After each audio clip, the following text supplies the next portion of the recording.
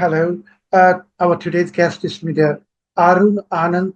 I'm a journalist, research scholar, and also a very known face in the electronic and print media in India. Mr. Anand, welcome to Let's Interview. Uh, let's go to the questions very quickly. But as you know, there is a little bit of tension between Bangladesh and India currently, centering the happenings are uh, the activities of the Islamists and jihadists, and also ongoing persecution of Hindus. So, under such circumstances, and also Indian Foreign Secretary, first ambassador visited Bangladesh just recently. So, under such situation, in your opinion, what actions Indian authorities can take against uh, Yunus regime for releasing U.S. State Department's designated Ansarullah Bangla team's kingpin, Jashimuddin Rahmani, and letting him release a video statement calling for waging jihad inside India. Sir, thank you for inviting me for this conversation. I think this is a very unfortunate thing which has happened, and as we know that Jasimuddin Rahmani, who basically heads the Ansarullah Bangla team, which is an Al Qaeda associate, and it also has a jihadi network in India. So, it's a cause of concern for India because.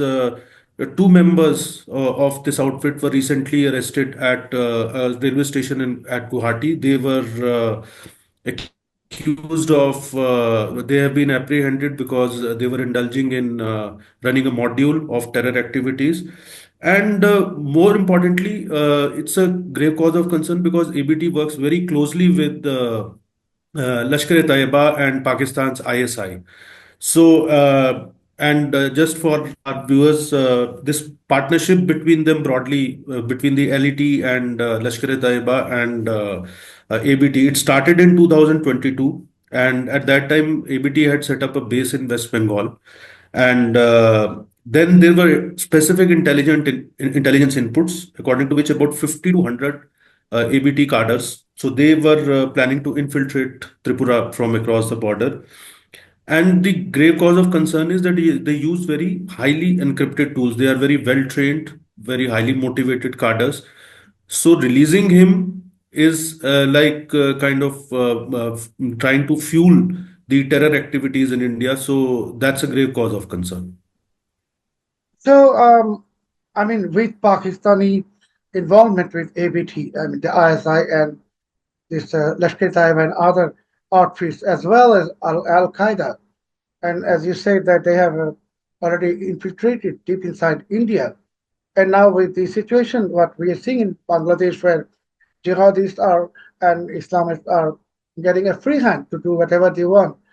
So do you see that this can lead to some enhancement of terrorist attempts inside India? Particularly, can Jashimuddin Rahmani also use Rohingyas inside India and illegal Bangladeshi infiltrators also inside India for executing or implementing some terrorist plot?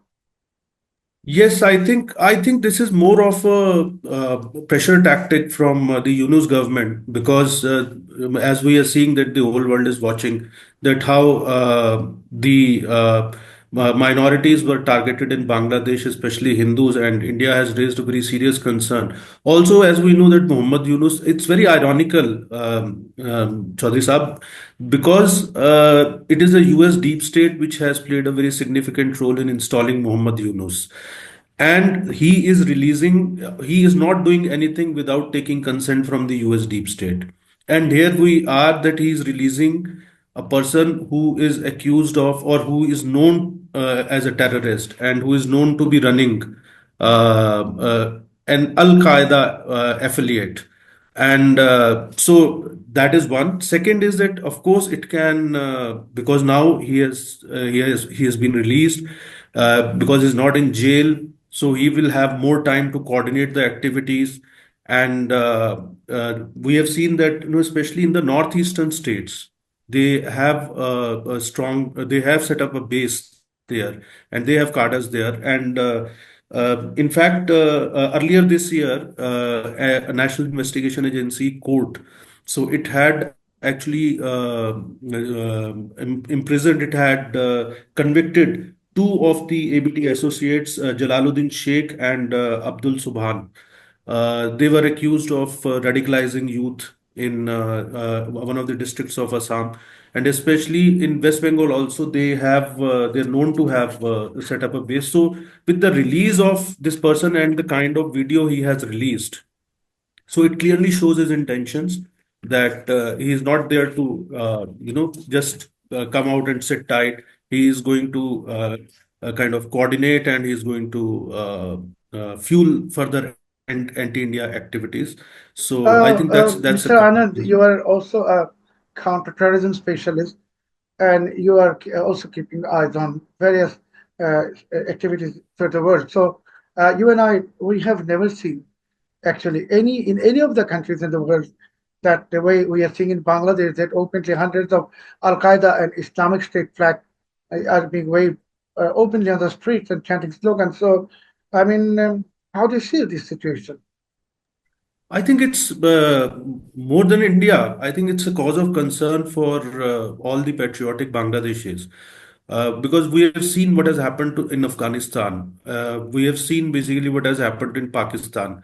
They have become, failed states, and with this kind of radical elements out there on the streets, and we know that how a large number of arms are also still missing.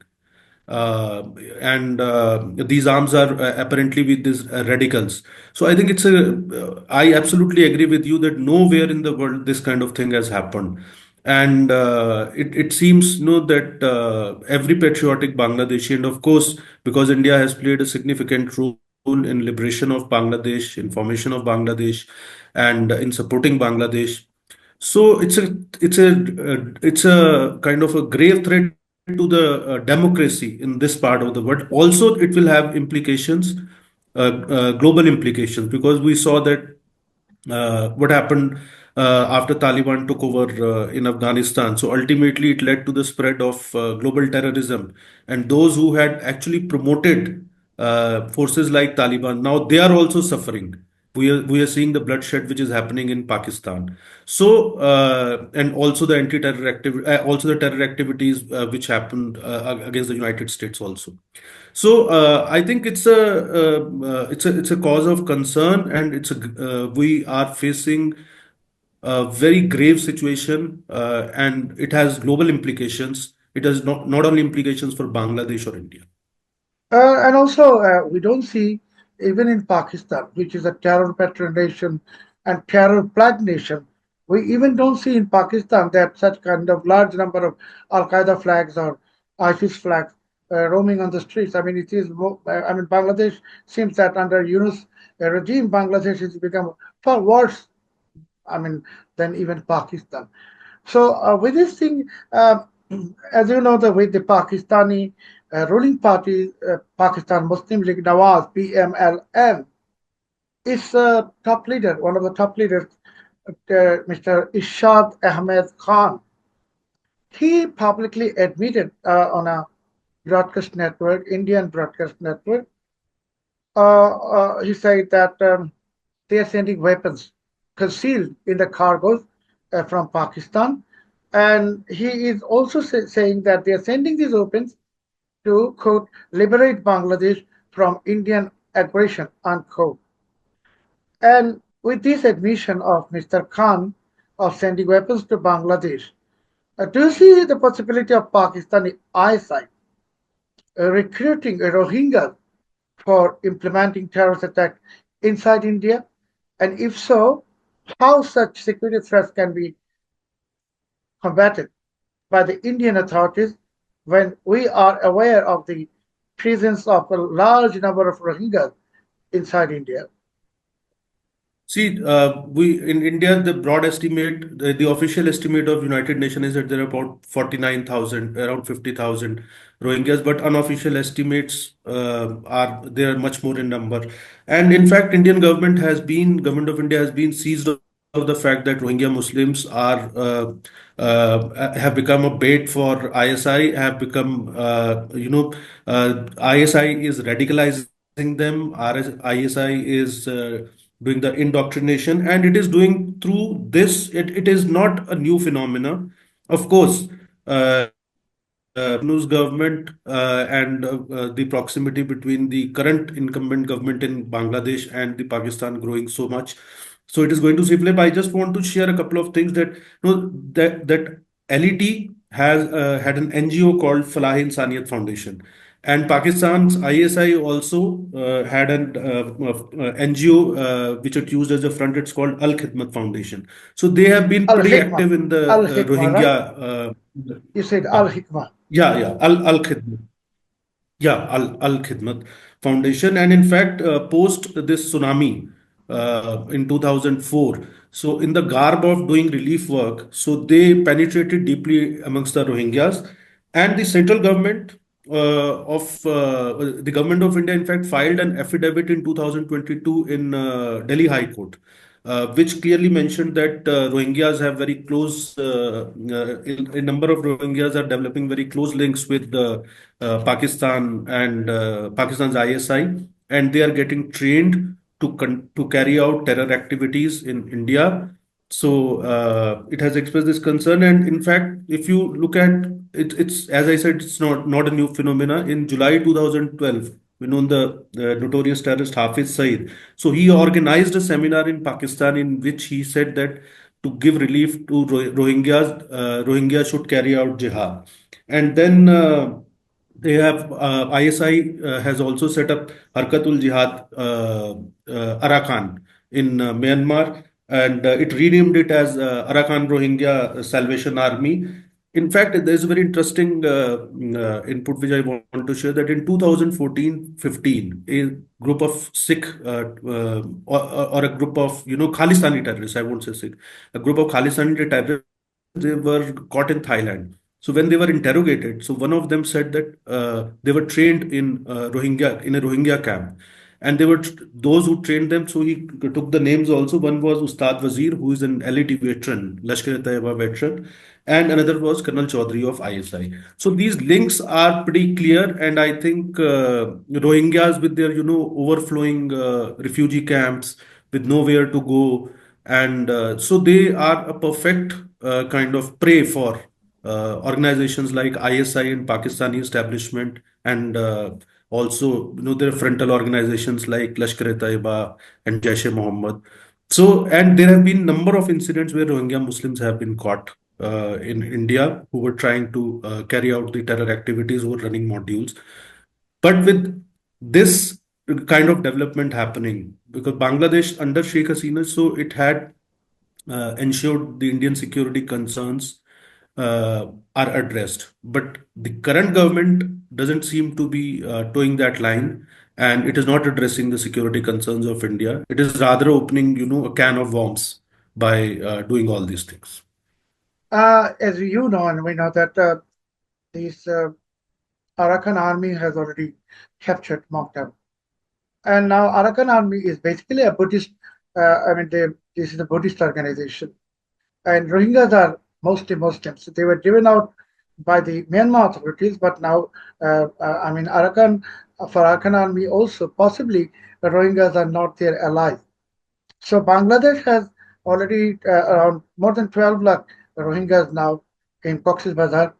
And as you have mentioned that there are many Rohingya-based jihadis outfits, including Arakan Rohingya Salvation Army, which has connections with Pakistani ISI and other global terrorist outfits. So Arakan army capturing Manta, driving out Myanmar authorities from there, and possibly establishing their own government in Arakan, and no prospect for Rohingya of returning to Myanmar. Uh, what is the next scenario that Bangladesh and this region is going to watch? Because as you have mentioned, that this is a 12 lakh people, huge number, and they are very desperate people. Desperate meaning they have no home at this moment. And now with Arakan army capturing Mount and Arakan. In fact, there is no scope at all for any Rohingya of returning to Arakan. And now, what Rohingyas will do? Do you think they will now turn into a kind of regional threat like Hamas in Gaza or Palestinian Islamic Jihad? Do you see like that? I think it's a complex interplay of forces because one of the key forces which we have to take into account is also China. Because China is playing a very important role in Myanmar's internal affairs. China is also playing an important role in Bangladesh's internal affairs and Pakistan's internal affairs. And so it's a larger what you call the great game what we used to talk about in Afghanistan. But I think this great game is happening now in Bangladesh, Myanmar region. So of course, one is that there doesn't seem to be a permanent solution to this problem. We can only hope that after Donald Trump takes over in January. So the present government of which is led by Muhammad Yunus. So either it changes its policy or a new democratically elected government is installed in Bangladesh, which takes into account all these security concerns. But for the time being, the it's a short duration right now, but for the time being, it seems that this region is sitting on a powder keg, and the Rohingyas. So they are the tool, or they are the weapons which is going to be used by the terrorist organizations with the backing of Pakistan and with support of, unfortunately, the present incumbent government in Bangladesh. And all this is happening, as I mentioned earlier, also, this is very ironical because all this is happening under the nose of the US deep state. And US deep state is overseeing basically this whole thing. I can understand that the Democrats or the might be, because they're slightly left of the center, so they might be having a different view or a political ideology. But a deep state or the US security establishment overlooking this whole thing. So it's like, inviting a trouble, you are yourself creating Frankenstein monsters, and then you will be basically troubled by that, and the whole world is going to pay the price for to pay the whole world is going to pay the price for that, as we had seen in 1970s when US nurtured the jihadi elements to counter Russia in Afghanistan. And we have seen that the whole world has been suffering from this menace since then. So I think this is the next round of global terrorism which is going to emanate from this region, and it will have very, very unfortunate and grave implications. Actually, what is happening in Bangladesh or what has just happened in Syria, any other parts of the world, it should be a very, uh, I should say, it's a matter of celebration for the military industrial complex of the West. But very bad news for us. And as you have just mentioned, this is my last question, that you are saying that an adjustment of policies between Yunus and Trump, which is, more, in my opinion, is quite impossible because Yunus is known as Trump hater. Trump is not going to have any compromise with him. And as you mentioned that you mentioned about the possibility of democratically elected government, it takes time. So I think for Bangladesh, the worst thing is that if Trump takes some stern measures against targeting Yunus, then Bangladesh is ultimately going to suffer for a very long time. And as far as political parties or democratically elected parties concerned, under such scenarios, the party which may come to power, like Bangladesh Nationalist Party (BNP), which is also ultra Islamist. So, I mean, what is your opinion? This is my last question. I think, see, one of the key issues which led to this current situation, because of which the US deep state had become active, was because Bangladesh was trying to balance, to have a balance between India, China, and United States, the Sheikh Hasina government. The United States wanted the Sheikh Hasina government to join them as a part of the group, basically, which in the Pacific region, especially. So because there are deep security concerns there. So now, because this in the Pacific region, even the new government which comes there, of course, Donald Trump comes there. So the rivalry between US and China and the rivalry between India and China. So Bangladesh has become kind of a sandwich, between all these rivalries. So, and these are harsh realities of international power plays. Though India is not competing with China, but China does see India as a serious threat. And I had recently written an article also that how China has started, how the Chinese ambassador, so he met all these representatives of the Yunus government, and how they have assured them that even if there is a backlash from it. So we might see the Yunus government shifting its base altogether towards and moving much, much closer to China if as and when Donald Trump comes. So it's going to be a big power play in this region. And as I said, India is standing by the people of Bangladesh.